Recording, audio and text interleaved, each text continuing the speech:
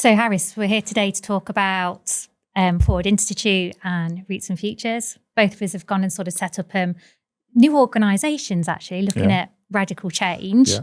So tell me all about Forward Institute. What's it about? How did it start? Wow. So this is a story within a story. So roll back nearly 12 months. And I was just exiting from a role that I'd been headhunted into 12 months before. And so that was quite interesting. So coming back to my home city, Birmingham, into an organisation that I previously worked before, and wanting to exit for lots of different reasons. And I was thinking, this hasn't worked out the way that I wanted to work out, because I thought I'd come back and stay in this organisation. And then it dawned on me that I'd been thinking about this think tank for Birmingham. And of course, Birmingham it was a city in crisis because of the bankruptcy that had been declared before, the bin strike that was in full swing and beamed around the world. And I've been thinking, this is a city that I grew up in, and I've been away and I've come back and I'm here. And this is how Forward happened. It was a day like today where we're recording. It's pouring down with rain in Birmingham outside. It's been raining a lot today. Yeah. I had given back everything to the organisation, so I had to go and buy my own laptop. I think it was from like PC World or something in the Highgate in Birmingham. I was just there in my dining room in Birmingham, pouring down with rain, and I thought to myself, you know what? I've left this big bucks job in a big organisation, and it's just me. My laptop is pouring with rain. I need to sit down and tap out this thing that I've been thinking about. And 2 hours later, the concept note had been done on my laptop. Forward, because that's the motto for Birmingham.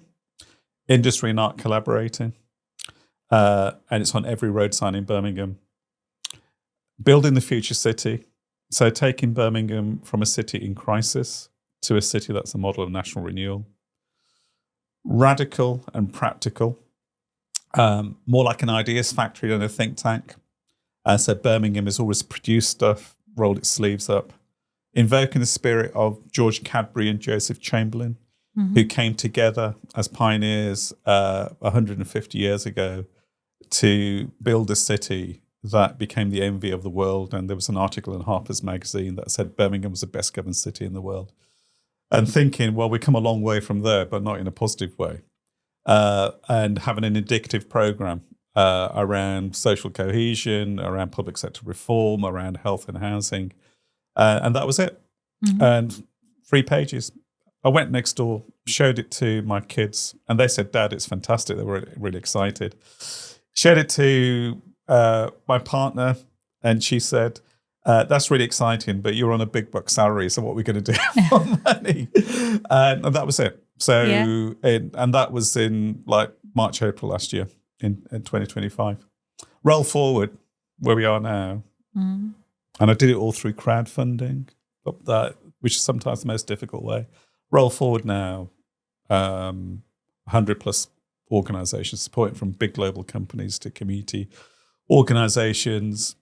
In the Cadbury family, so Caroline Cadbury from the Cadbury family met with me for a coffee and said,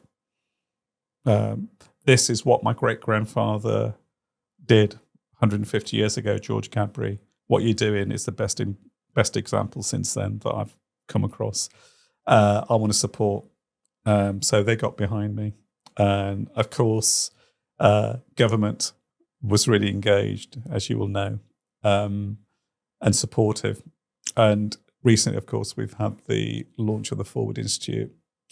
And you were there. So 100 plus leaders crammed into a room in Brindley Place in Birmingham with Anatoly, who was the Minister of State, the Cabinet Office, publicly saying that she wants to support it, she wants to partner with it. And that's a long way from it. So I think at times of crisis, the biggest innovation can take place. And I think Birmingham, as a city in crisis, it's the biggest innovation can take place. It's almost like Back to the Future. And I think personally, and this is something for everyone who'll be watching and listening to this podcast, is that when you're in a situation which is challenging, if you reach within, you can come up with stuff. And I think so that personal and organizational testimony is something that I've learned over the past in this startup phase and as we move to scale up. No, and what I can sort of, and talking about events and so forth, because we sort of first met probably a couple of months after you had that sort of rainy it's day. Been a lifetime since, Lauren. It's been a lifetime. And so you sort of had this first sort of socialization of the idea. Yeah. And so, and that was, I think, hosted by Arup. It was in the centre of Birmingham. There was wines and beers, and there was a good crowd of, again, about 100 people. Yeah. So, and for me, that just seemed quite incredible to go from actually one person to actually, how did you convene all of that? And two, I think some of my reflections were there was a huge amount of excitement in that room, but also there was a huge amount of anger and a lot of sort of, and I don't sort of want to oversimplify it, but in terms of coming into Birmingham, it felt like there was a lot of really starting to impact business because it was just, right, we've got bankrupt council, we've got rubbish everywhere, we've got rats on the street. We can't get from, if we bring somebody big, famous, important to do business with, we'll fly them into Birmingham Airport. And it's just, it doesn't look like a city that's the second city and a financial district. So just really intrigued of that sort of very initial, I've told my family, I'm going to go do. And actually, have you seen, is that anger still there or what's? I think the anger is still there. And I think in Birmingham, but I think it's there in lots of places around the UK in terms of the anger that people feel. And it's often projected at politicians, whether they're local or national politicians, about, and the anger is something in Birmingham, it's we're voted you in, we're paying our council tax, and we expect services, and our lived experience is wherever we are in Birmingham, that it's some worse than others, is that our rubbish is not being collected. And in some parts of Birmingham, again, not everywhere, rubbish is piled up. And I can't, and the traffic is really clogged. And yeah, this is happening, that's happening. So I think the anger in Birmingham is projected to the council, and sometimes it's justifiable. Other times it isn't. I know the new leadership of Birmingham City Council, the chief exec, the managing director, and the deputy chief executive, really good people. It's led by someone who's the leader of the council, who's to me, is a really, really decent guy. They want reform. But actually, Birmingham City Council, like many institutions, is like a rusty supertanker sometimes that's built up through layers of culture that it's sometimes difficult to change. And I think that's what they're trying to do. And when you think of Birmingham, and probably the same with you actually in terms of roots and futures, is that when you look at the institutions, every institution is not performing as it should do. Again, sometimes not the fault of individuals, but like universities are not performing as they should do. Hospitals are not performing as they should do. Yeah, public sector organisations are not performing as they should do. And that, your point about anger, if you're the consumer experiencing that, like if you go to a hospital and you're waiting for ages, if you go to university and the lectures and teachers not what you expected and you're paying this fee, if you're trying to get hold of local authority council and you're on the phone for ages, all of that is going to fester into some sort of anger. And I think my point is we are where we are. So funding is so restricted. let's use the assets of Birmingham. And it's got many, many assets, the people, the companies, the people working on grassroots projects. Let's use that and catalyze that, because there's not going to be a magic money tree, for want of a better word, that comes in. So we need to roll our sleeves up and work together in the spirit of Cadbury and Chamberlain to transform our city.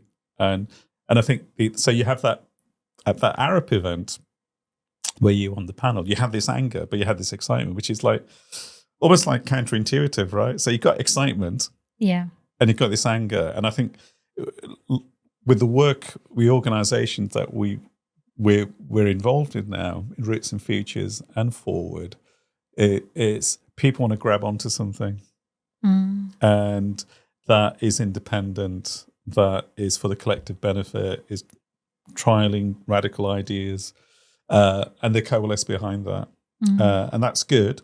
But we still need to work with those institutions, on it. Yeah. So it's gone a long way, and I think there's for both of us. I think as people, with you, with Roots and Futures, with Forward, people are coalescing behind, but they want something to happen, right? They do. And I mean, Roots and Futures has been going for what, 3-4 weeks? I'm like right at the beginning of the journey, and I have probably a whole conversation to have about even just how hard and difficult it is to set up a business, and procurement and supply and economies and so forth. But in terms of sort of research started to look at and actually speaking to people in the East Midlands, there's this real sort of breakdown of trust. Over 80% of people in the East Midlands don't trust government. And done sort of a little, market research and gone out to speak to people. And in terms of actually how much engagement do you have with government? Do you know who your local MP is? Do you know who runs your hospitals or even the council? Yeah. We've got a mayor. Do you know you've got a mayor? Yeah. And the vast majority are sort of, no, I don't know who it is. Or there's this massive sense of apathy. I've spoke to 14-year-olds actually, and they were going, how do I talk to my MP? Can I talk to my MP? Can I talk to my politicians? Can I talk to people who are making decisions? And, for me, that sort of really starts thinking about impacting cohesion. Yeah. And sort of what, and again, if people aren't getting the services, they're not getting the say on the services. There is that sort of then almost that sort of fight for resources that nobody knows where they are. And there seems to be enough, but actually there isn't enough. Yeah. There's a big gap to close, it feels like. I think it's interesting you say that in terms of in the East Midlands. And I think the context of partly the anger and the lack of trust in the institutions that have been set up, I think it's interesting because partly, and I think we've discussed this before, is that the institutions that have been set up have been around for like 100+ years. And the way they're organised is largely, I think, is like hierarchical. It's sometimes like command and control in terms of management. And it's very slow moving, very bureaucratic, as we know. Yeah, I wrote about DWP. I did a research piece, and that's been going like 120 years. Yeah. And actually started as a, this is where you come for jobs, and to sort of, revolutionise and sort of make finding jobs easier. And now it's sort of become a one-stop shop for everything, and people aren't getting the service. They're not actually getting jobs through it anymore. In a way, and I think that's really interesting you say that, because when you think in sort of abstract forms about organisations or individuals who have modernised and remade themselves to fit the decade or the space that they're in at the moment, the ones that survive and have longevity are the ones that adapt and change, right? Yeah. So what comes to my mind? Madonna, right? Madonna. And So broke through in the 1980s, quite poppy sort of sound. But every decade, she's remade herself, right? That's a fair point, So actually. if you Yeah. look at what she started with, like Holiday and those like poppy songs, to her collaborations with different people, different organizations, different producers, she's remade herself. And that's partly her success, right? Like Kylie Minogue. She's like gone a long way from Neighbours and she's still around. And you can say that in terms of the private sector as well. You know, the organizations that continue to be successful have adapted and changed to different circumstances. And I think when you go back to trust that you raise, and with politicians at the local level and national level, and you look at the structure of Parliament, you know, who would want to set up that type of system and structure for people who are decision makers, who represent us? The adversarial nature when at Prime Minister's Questions time, the long hours, the Westminster bubble, so everyone is in this almost like self-reinforcing pit there, and the common complaint from people is that they don't feel part of it. Yeah. And it's what you said. The things that matter now is being responsive, being transparent, yet if you say something, do something, right, on it. And what the anger and despair that people have on a whole range of issues is that to the council, we've paying our tax for you to do stuff, and we're not seeing it up and down the country. To national politicians at Westminster, we voted you in on this manifesto of change, and nothing's changed. Yeah.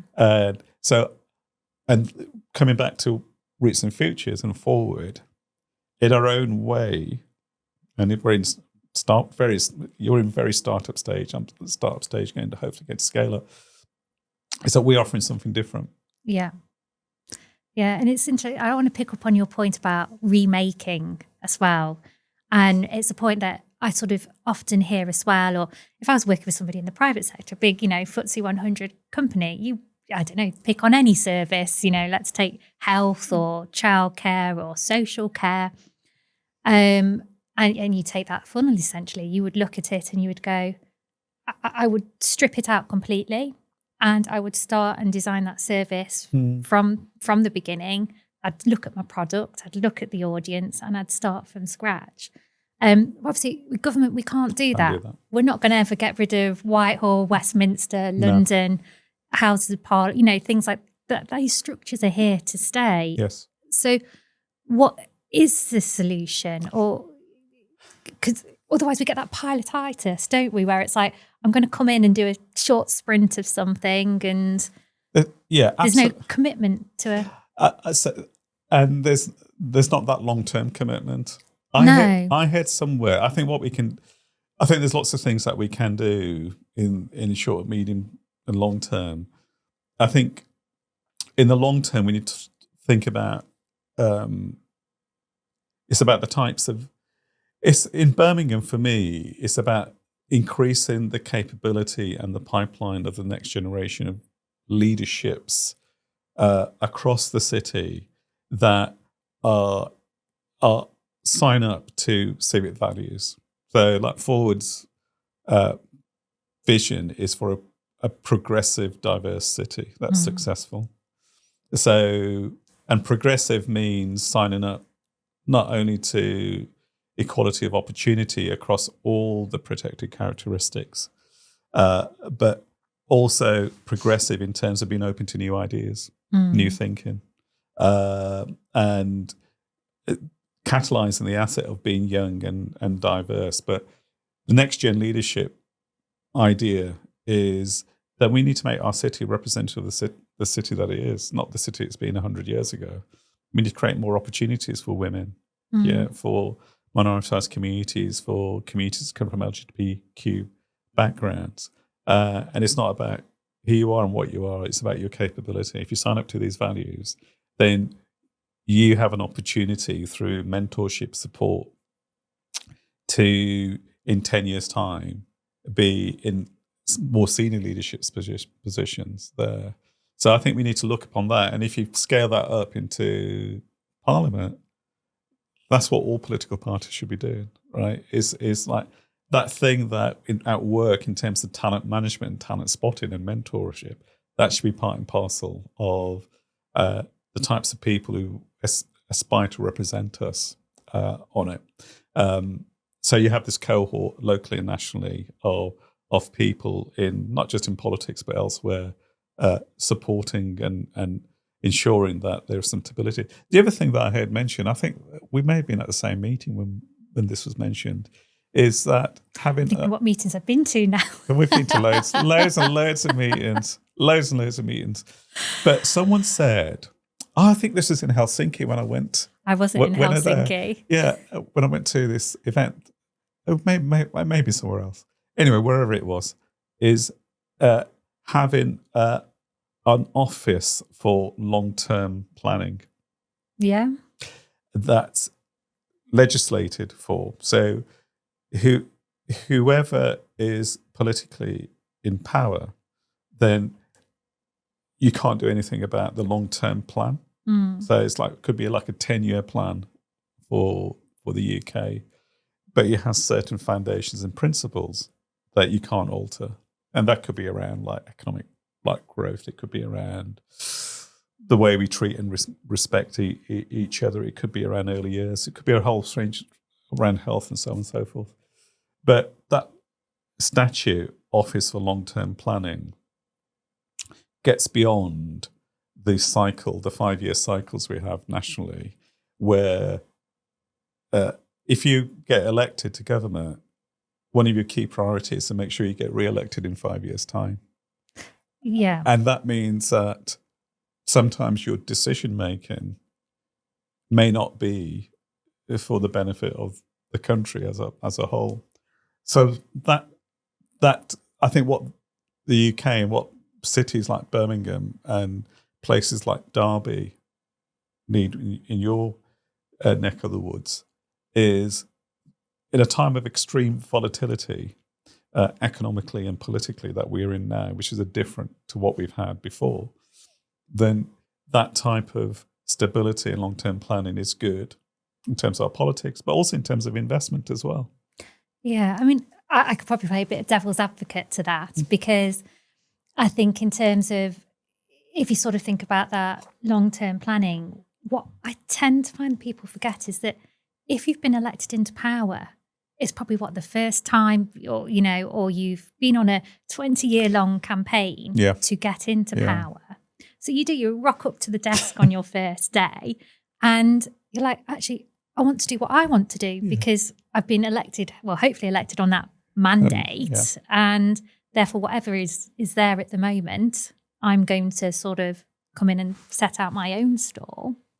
And we've sort of seen that with the US, with Doge coming in and very ambitious agenda, probably compared to ours, which probably been a bit slower coming to fruition.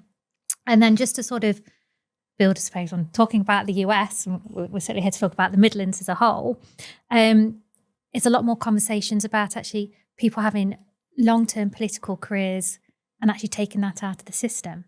So actually you can't be a politician for 30 years and make a career out of it. You get a term and it's either 6 or 12. So I'm seeing lots of counter arguments to this. No, I think that's such a good idea. I've been thinking about it as well, in terms of in the States, if you're president, you can only serve 2 terms, right? And that's it. Yeah. We could introduce something like that in terms of MPs. You can only serve 2 terms or whatever, and then you have that.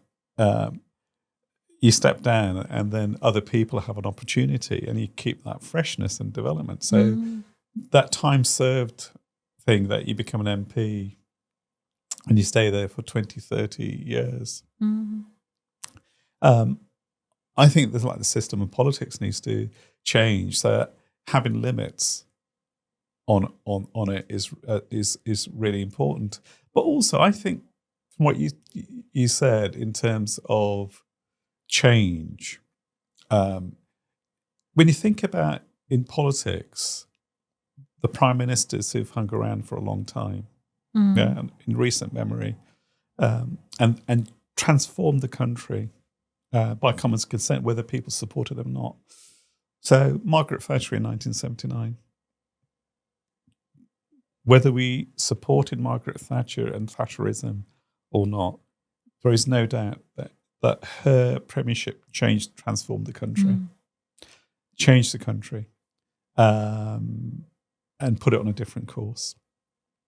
And like 1979 to 1990, she was there, I think 3 general elections. She won and fought, and transformative leader. Tony Blair in 1997. Transformative leader, changed the country. Independence to the Bank of England to take control. No political parties since. Government has changed that. So in a sense, that's an example of long-term planning on it. And then if you look at the United States, you mentioned it, Barack Obama changed the country, through his symbolism in terms of who he was, and I think what he did. And then, of course, Donald Trump has changed the country too, in 2 different ways in terms of his style of presidency. Now, Thatcher, Blair, Obama, and Trump, all of them, their manifesto or part of the manifesto is around change, hope and change, and they delivered that. Yeah. So people sort of say to me, well, what's Barack Obama got to do with Donald Trump? Barack Obama stood on his ticket was around hope and change. And his appeal was largely to progressives who lived in cities and younger people who lived in university towns and liberals. That was his coalition of hope and change. Donald Trump had a different coalition, but those people, so low-income white communities who lived in the Rust Belt of the States, people who felt forgotten, left behind, it was hope and change as well. And when you draw it back to this country, and particularly in the East Midlands, and you see the rise of populist parties like Reform and parts of the West Midlands too, clearly, you spoke about trust earlier on, clearly something is broken in our system, that people have moved away from political parties who have been trusted brands for such a long time. We've had a 2-party system and are moving away from that into a 4 or 5-party system, whether it's the Greens on one side or Reform on another. And we've seen that also in terms of the decline of the high street. So the brands that we've been used to, people are moving away because the way people shop and whatever in terms of trust. So going back to where you started from in terms of trust and what we're doing here, I think both you and I in Forward and you in Roots and Futures have recognised that actually our contribution is enabling people who felt left behind, whether they're in the private sector or communities, to coalesce and come together to remake a new agenda, a progressive agenda that leads directly and indirectly to economic investment, that helps people through an inside-out model to come together to rebuild like places and spaces. And I think if we can do that in our own way and doing it in a different way on it, that's a great thing to do. I think so. And I mean, for me, I was at an event. Was it, again, I wasn't in Helsinki. Was it last week or a few days ago, actually? And really great event, actually, in Derby, hosted by Marketing Derby. And a brilliant woman called Gillian from YMCA. She was talking about child poverty, actually. And essentially, Derby itself has got actually quite a high average salary. We've got big industry, we've got aviation, Rolls-Royce, rail, got East Midlands Airport, we've got Freeport. So in terms of offering sort of careers, particularly around nuclear and so forth, that exists. But But actually, it's one of the areas that's got the highest child poverty. It is significantly above the national average. And one of the things that she was talking about was the nurseries in the area. The funding's got so low, there's not enough money flowing into nurseries, that there's children in nurseries at the moment that aren't getting a hot meal, aren't offering children food on a daily basis. There's children coming in who are quite clearly hungry, going around the same point here. And it really struck me because of the nurseries that she was talking about, 2 were in Elverston in Derby, where I grew up. And so I've kind of gone on this journey where I've sort of feel like I've left the East Midlands and I've come home. And what really got to me there and what sort of really struck home is that we're talking about problems that I feel like we should have solved. Yeah. We shouldn't be talking about children going hungry. And because, children are hungry, they can't think about the future. Yeah. That creates problems later on when they're adults. And even for adults, if they're hungry, they're not thinking about the future. There's going to be no long-term strategy thinking or, for what we're going to do in 50 years because we're hungry today. And I don't understand why we've got into this situation where the complexity of the problem hasn't changed. It isn't, oh yes, actually everybody in our nurseries or schools, they're not coming to school hungry. We're talking about maybe levels of nutrition or preparing for food scarcity. And that's a really good example because, again, you sort of articulate in that. So actually in Derby, so back in the day, places like Derby and Birmingham have had cycles and cycles of regeneration. Yeah, we're in Nottingham today. And in a dim and distant past, I used to work for Nottingham City Challenge, like a 5-year program in Sneinton and St Anne's to regenerate the neighbours. So, and then was single regeneration, but then there was something else. There was something at New Deal for Communities. And so these places have had cycles of investment for 30 plus years. But actually, when you say you come back to Derby, I come back to Birmingham, and the places that were poor 30 years ago, 40, when I was growing up, are still the places that are poor now.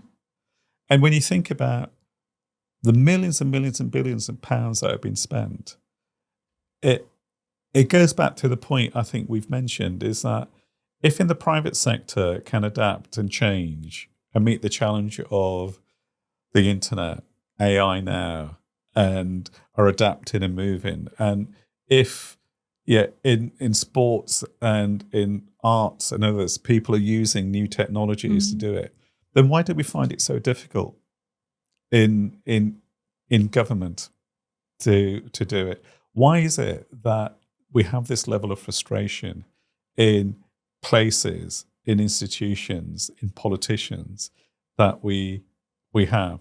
Because and I can absolutely understand why people get angry and upset about it, because if I was living in the areas that you mentioned in Derby or in Birmingham and things hadn't improved for like 30 years in my lived experience, then I'd be angry.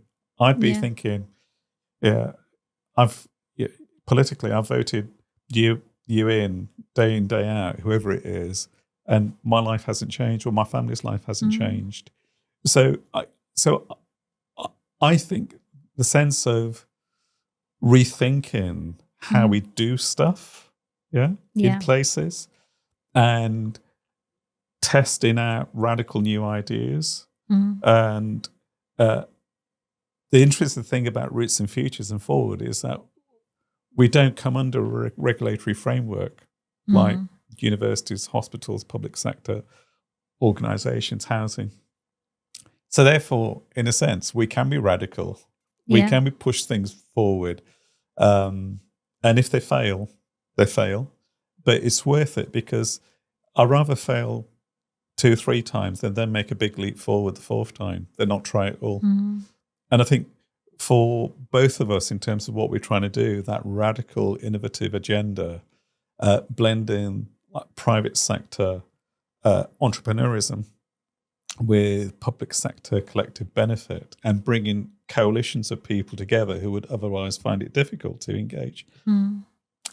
I think that's why people are getting excited about what we do. Yeah. We're trying to reimagine something. Yeah, no, and well, there's another thing I sort of really want to talk about as well, which is communications. Yeah. Because I'm listening to you talk there, and actually, if I look at Ford as an organisation, I think actually you've got communications really well thought out, because you wouldn't have got that sort of coalition of the willing together in one room if you hadn't. And in terms of turning the conversation to communications. And, I'm reflecting our conversation. We're sort of thinking, actually, a lot of, there's this frustration, there's this anger, there's this, you feel the breaking of trust. But actually, there are grassroots of change. And, we hear quite a lot in the press about housing shortage. And again, we need more houses. But yet, everywhere I drive, I'm like, there's loads of houses being built. I can't understand it. And I always seem to be, driving today because it's chucking it down with rain, and the A50 was flooded on one half, and then I was coming off the road and it was full of potholes down one side, and I thought, oh my God, my tyres aren't going to survive. And I sort of think, gosh, worry about infrastructure. But yeah, actually, we're starting to see, tram systems going, things like that. And I'm always in roadworks, so I know we're planning more infrastructure, and there's, and then I look at Derby, and you sort of had the Market Hall open. I know that actually there's a great initiative, Derby Made, so actually starting to bring businesses back into the city centre. Nottingham, I think it's just having its cultural revolution, actually. It feels very much like Bristol. It's sort of, what is it, Belle Epoque, starting to come. And in terms of there used to be sort of an underground walkway. There must be, what's an underground walkway called? Subway. From the bus station to Broadmarsh, which is now sort of no longer exists. And, as a young female walking from the bus station into the centre of Nottingham, you knew you had to walk along this passageway, and you'd had to hold onto your rucksack, your bag, and it was like dodging the muggers. It really was unsafe. But now that's turned into open ground. There's nature starting to be brought into the city, and a real sort of thought process about how people are using the spaces. Went to see a fab building, a heritage building, the People's Place, really sort of looking at restoring that cultural heritage. Or starting to see buildings now sort of, there's one fab example there where just next to sort of the library, there's sort of a community building, and they're going to put a MRI scanner in it. Wow. Just because people trust that building more than going to a hospital, which can be associated with illness. So don't want to turn up, or I've had a traumatic experience there. You don't hear that in the press, and you don't hear it a lot from from people in power or our ministers. And I'm so pleased you made those points, because in Birmingham and Derby and other parts of East Midlands and West Midlands, there is amazing stuff happening at a grassroots level. There's people helping people. There's people who are rolling their sleeves up, and but the bin strikes on in Birmingham. Collectives of people are coming together, getting rid of the rubbish and helping their neighbours. And we've seen that spirit during COVID as well.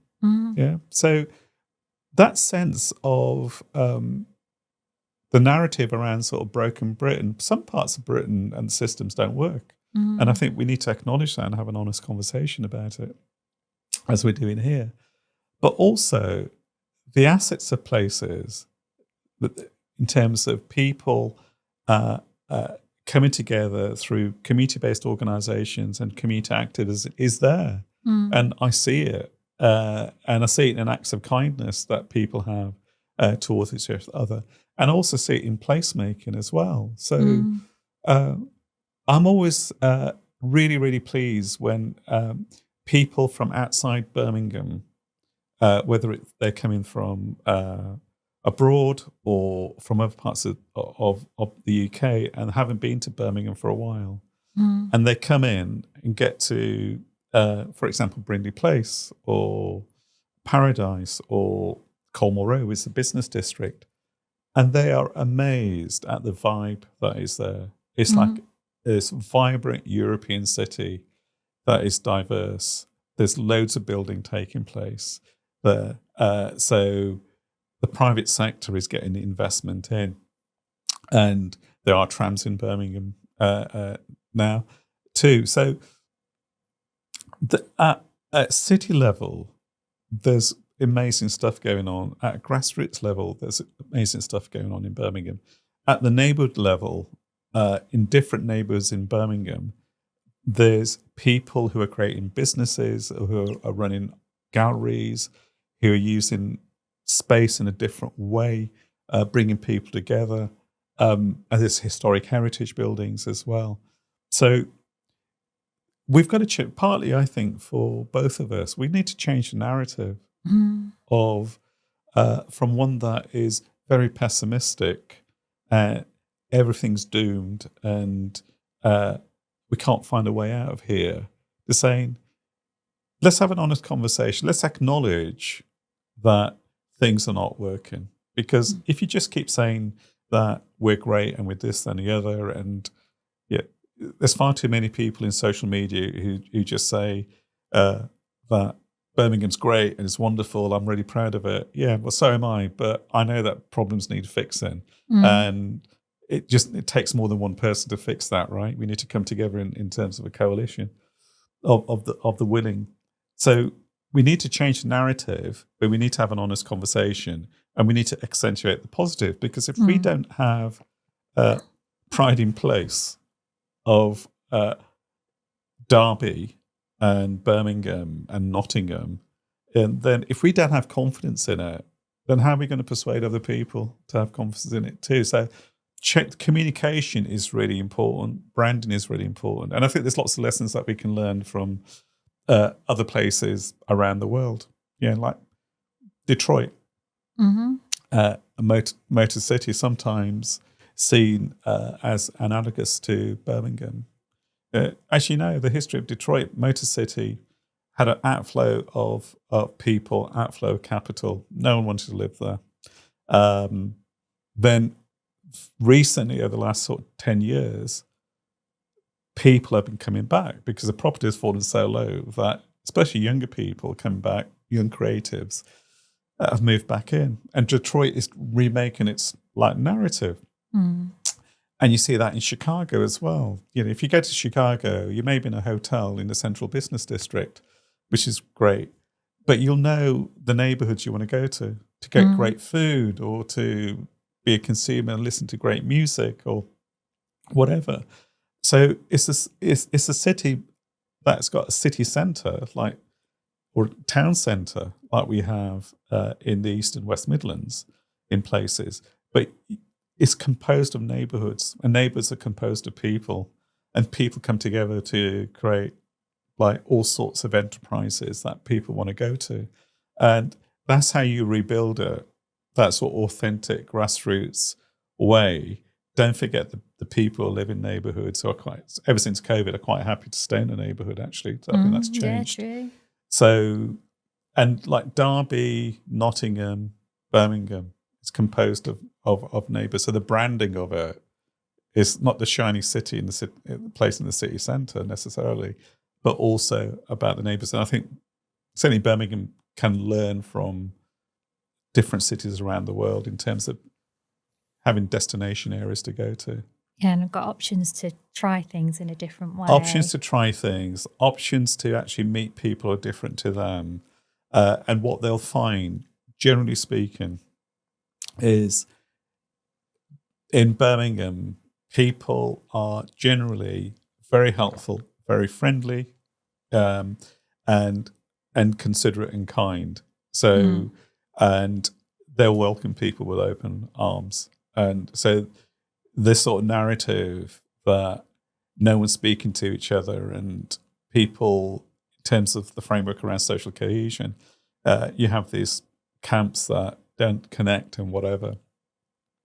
I think we need to acknowledge that's a narrative, but we need to do something about it, because the lived experiences of many people in Birmingham is that, we've grown up in diverse communities.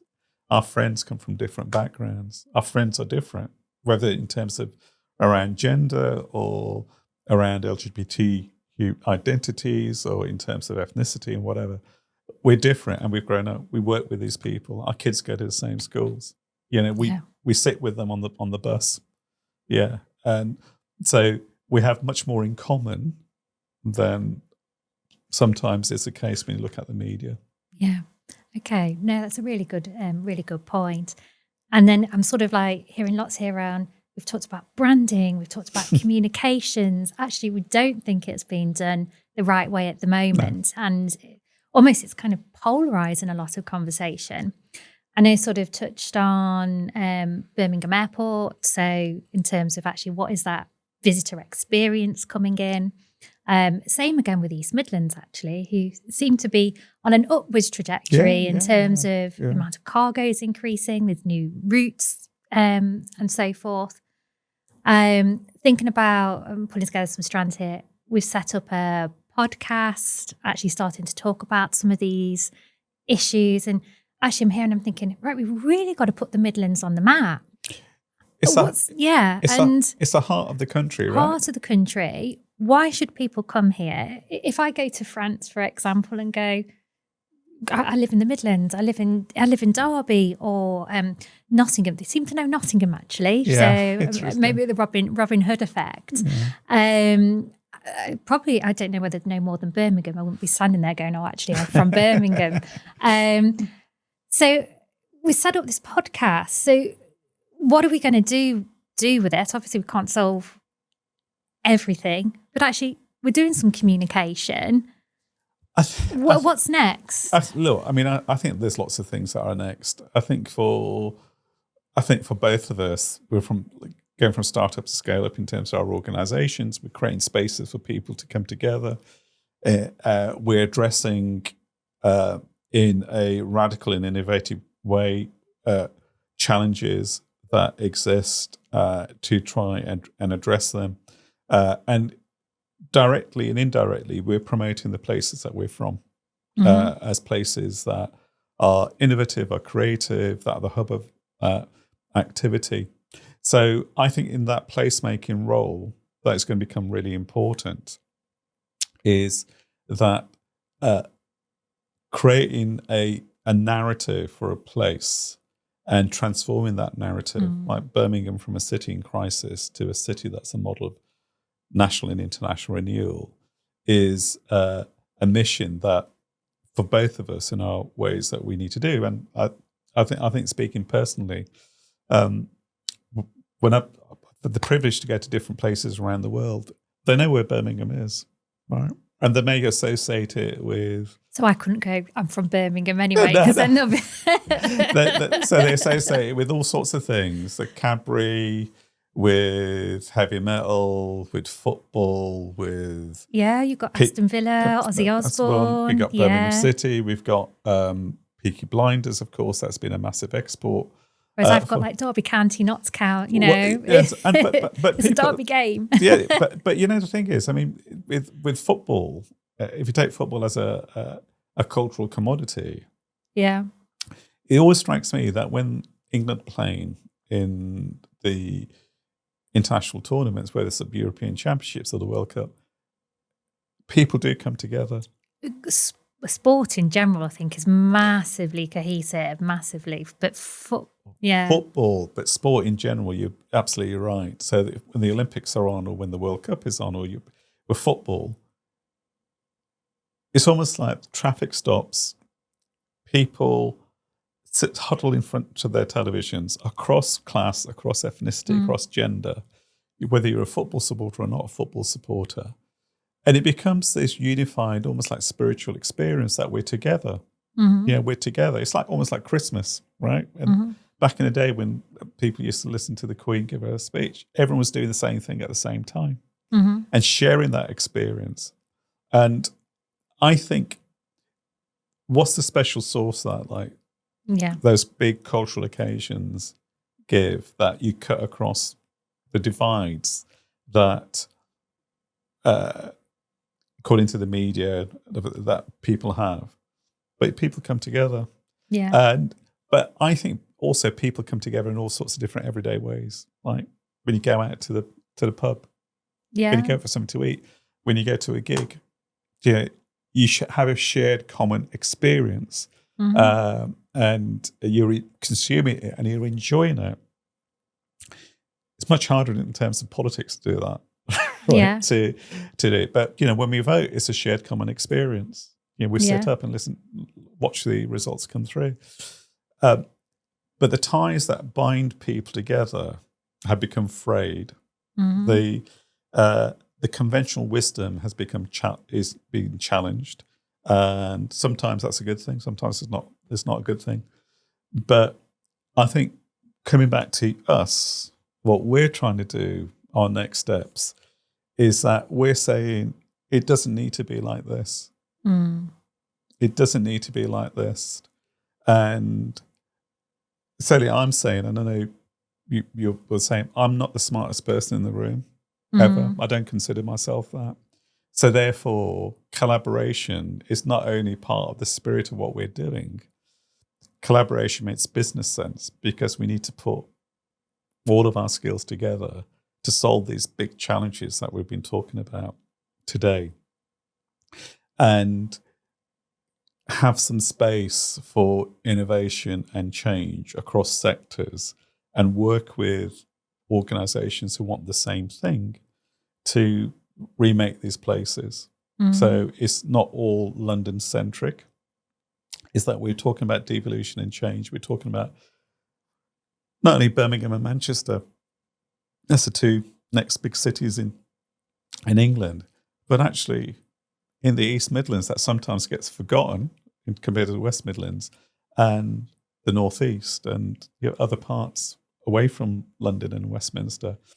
How are we going to connect with institutions and people and places to have a sort of collective vision, not just for Birmingham, Derby, Nottingham, East Midlands, West Midlands, but for the whole country as a whole. So I think we're at an inflection point, and I think that's why what we're doing is like critically important. Yeah. I think I really agree with that. And I think, for me, one of the big sort of main motivators, having been in the civil service for the last 9 years, is we sort of made this huge effort, this really sort of radical, ambitious effort to sort of devolve power.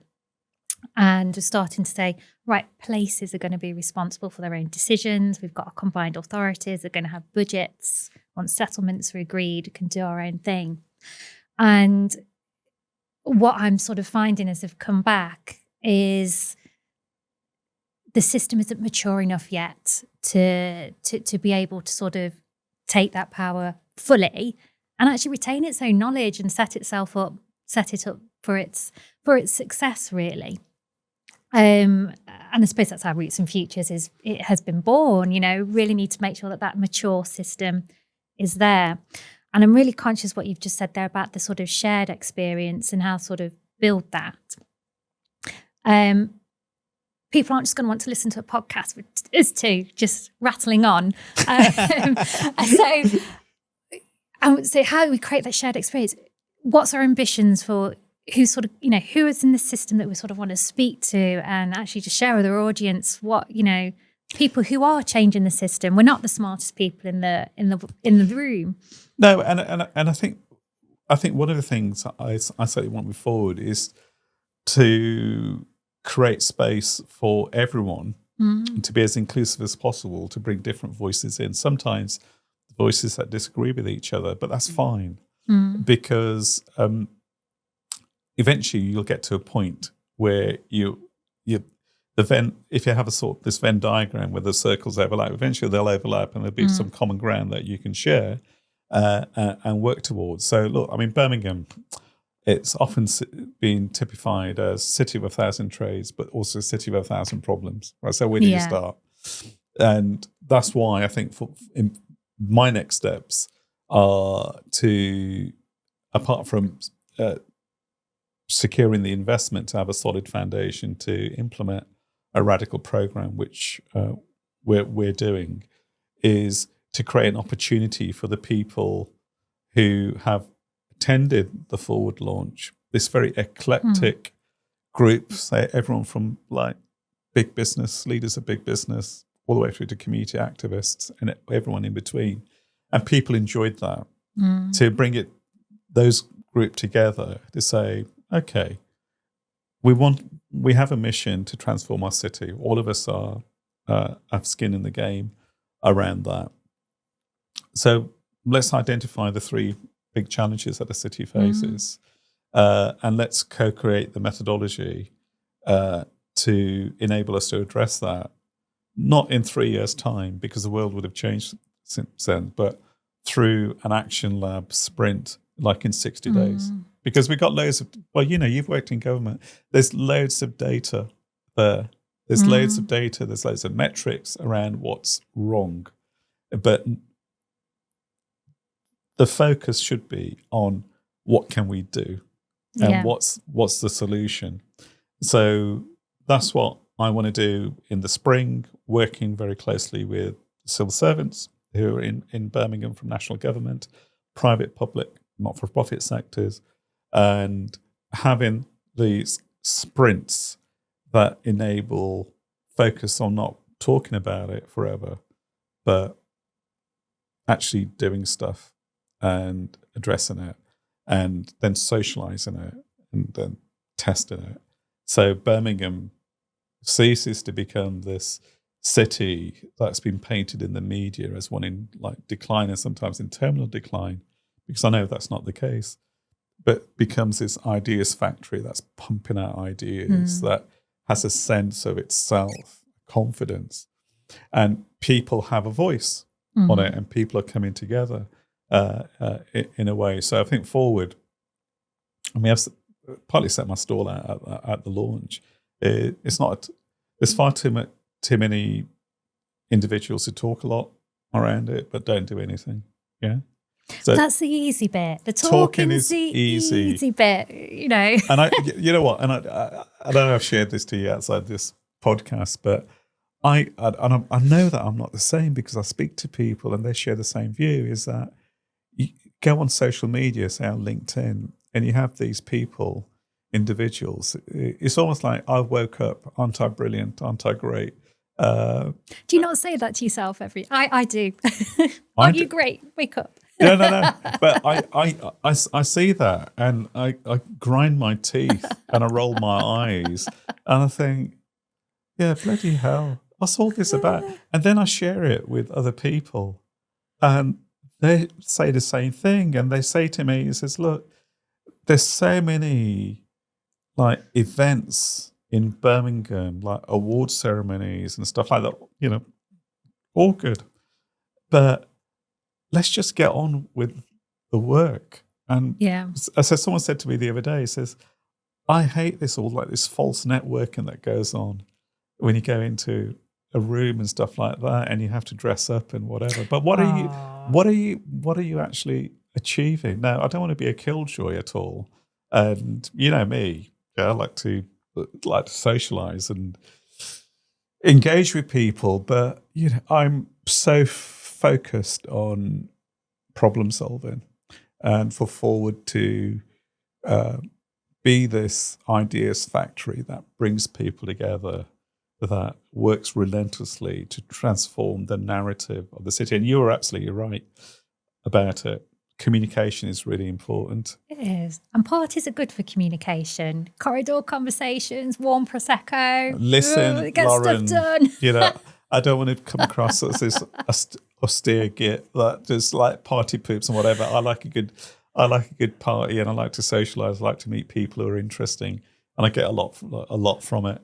But I think for what you're doing, because don't forget, West Midlands, it's got cities and places and lots of people and stuff like that. East Midlands, great region, but it's different.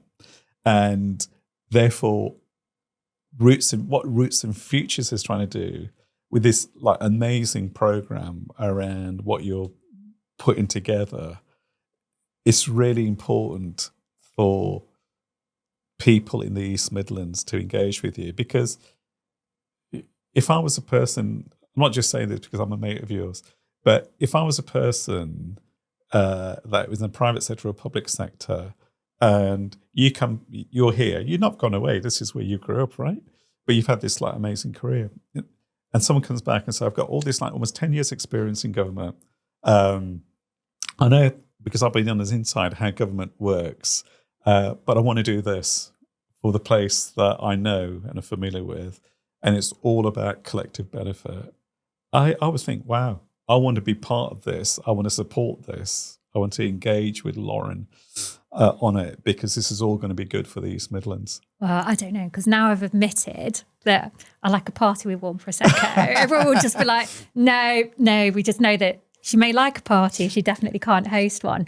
But what's interesting, we're taking things in slightly different ways. So we've both sort of got this North Star of a vision, and we've got to co-create and this experience and really support our communities, our businesses, and really identify the markets that are going to sort of enable that growth.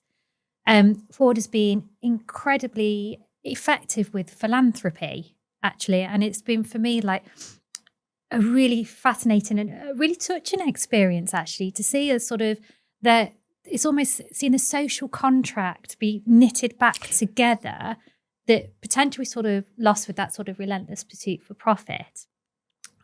But Roots of Futures haven't sort of gone fully that philanthropy way, really. Sort of really approached it from, I'm a strategist by trade, very, very good. I love strategy. Sit me down with a leader, go, right, what's your vision? You're new to post. And for me, I've probably spent a long time implementing or really sort of traditional like operating model methodologies, strategic, going through Maslow's needs of hierarchy or Kotter's or, theory of change, and actually really realize that we need to start with place first. And actually what's more rewarding as a leader to be able to go, like you said, I've got to power. I've got here. I've worked damn hard. So I want to make an impact. And for that, I've been challenged actually this week. Somebody said to me, a consultancy, a strategy house that's very region specific won't work. One that's purpose driven, where social values, social impact won't work because consultants are sort of profit making. Consultants need to be driven by money. I think that's sort of making me more determined to go, no, actually, there's no need for me to cast a net wide, and the product has to be, and the knowledge has to be built for the East Midlands. And very recently there was a tender come up for operating model services. Actually, that's probably why I'm talking about it a bit. That contract was worth £5 million, and I know that contract is probably going to go to London, Big Four, Whitehall type consultancy. Something I could do. But at the moment, I'm in that startup. I'm not sat here with an army of 20 people behind me to deliver it. But I sort of think, well, if I fast forward 5 years and that same contract or a similar one comes onto the market, how great would it be to go, that expertise is here to deliver it.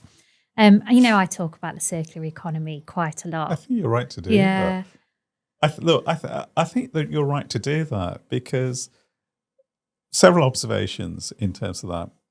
Firstly, when you're in the startup phase and you're doing things differently, there'll be lots of people who are excited, to engage and interested, but never underestimate the people who want it to fail. And actually, worse than that, who will go out of their way to try and sabotage it. Because something that is shiny and new and different always scares people. Do you think? I'm massively. If you're different and people have been used to doing things in a particular way and they feel comfortable with it, like blockbusters and Netflix, all of that sort of stuff, or like back in the day with like music, like with punk, coming after like that middle of the road stuff in the 70s, new wave. Yeah, it's a shock of the new. When John McEnroe is my favourite tennis player ever, when he appeared in Wimbledon in 1977 and started like shouting at the umpire at Wimbledon, which is then as it is now, great tournament, but fairly sort of structured on it, people disliked him. Yeah. So if you're different and you want to do things in your way, in a different way, then and you are insurgent, you coming in and you are upsetting the norms that have existed over decades, then people will not like that. People will be resistant to it. People will want to sort of block it and stuff like that. So even with Forward, I wanted to do this. And luckily, it's sort of mobilized and morphed into this thing. I know that people thinking and saying, what's this all about? What's this individual trying to do? Yeah. And this, that, and the other. Too late for them now because it's mobilized and it's developed in a way and it's got government support on it. But never, human beings show the best in the world, but sometimes their behaviors show the worst in the world as well. And I think for you, in Roots and Futures, what you just said, so you're doing stuff and you're doing something differently, and I think is amazing.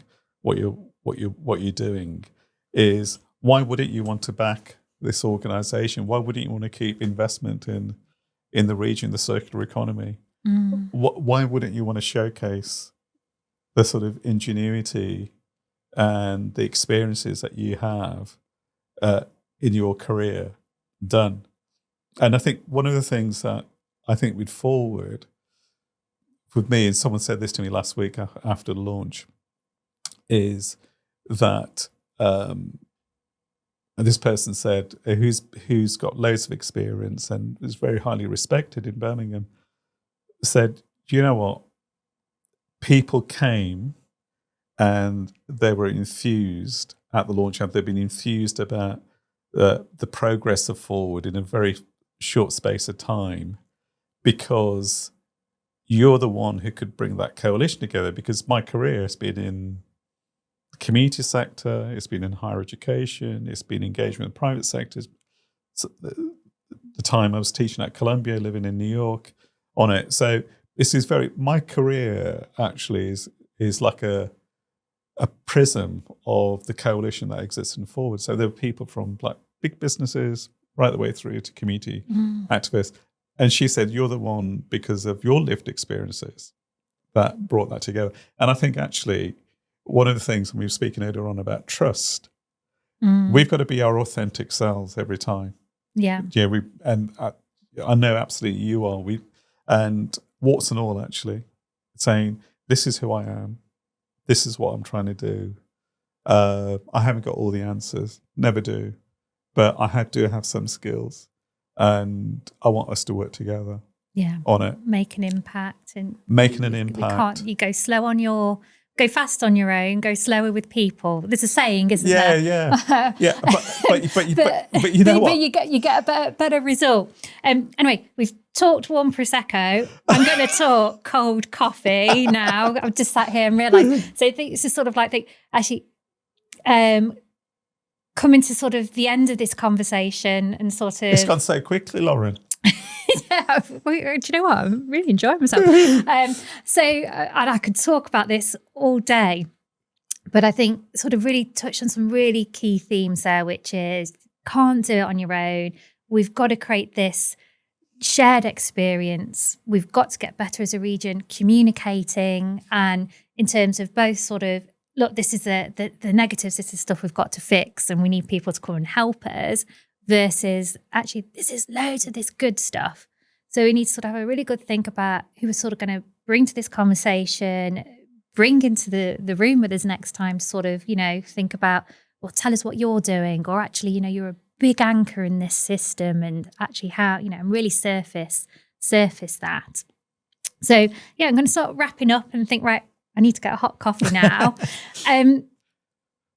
obviously we're quite open for people to get in touch with us with ideas Absolutely. and thoughts, and whether you come to Forward or Roots and Futures, we'll have to come up with like a middle brand or something. I don't know how we sort of... It's like this Venn diagram, Roots and Futures and Forward, like coming together. That would be a good thing, actually. I was just thinking in different parts of the country, these like organisations, like a peer network of supporters. Look, I mean, I know you feel the same about this. I think Forward, as long as you sign up to that sort of mission to transform the city from a city of crisis to a national model renewal and a city that is progressive and successful, then I want Forward to be a transparent, open organisation, whoever you are. It's non-hierarchical.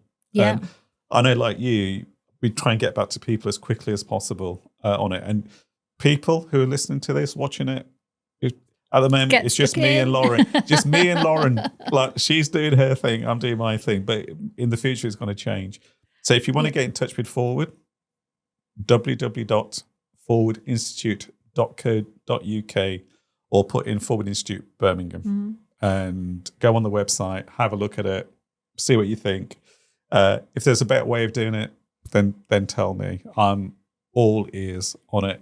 And Roots and Futures is www.rootsandfutures.co.uk. But I'm already finding people that are getting in and behind Roots and Futures and working with actually just fabulous East Midlanders. So, it isn't just us, but we need more. but you know the thing, and I know it's the same thing for you, it's like random. The great thing for me, okay, the glitz and glamour, the big organisations, support the Cadbury family, that ministerial engagement and working together, all that is amazing. Working internationally as well on it. The biggest thrill for me is like random residents in Birmingham finding Forward, and I know it's the same for Roots and Futures, saying, I've heard something around this, and I live in Shard End, which is a very poor part of Birmingham, traditionally low income and white. But I want to do something in my neighbourhood. Can you help on it? That's with zero publicity for both of us. People coming to us and saying, I want to get involved. And that is like an amazing experience and an amazing endorsement that you get residents who are involved. And I know it's the same for Roots and Futures, different models, but I want Forward to belong to the people of Birmingham ultimately, right? I want, as I said at the launch, it's not about the 100 people in this room, it's about the 1 million people outside. And I think if you have that cut through, then it just becomes a whole different thing. So, so people feel, and same with Roots and Futures, just get in touch with us. Yeah. Yeah. Let's solve world peace.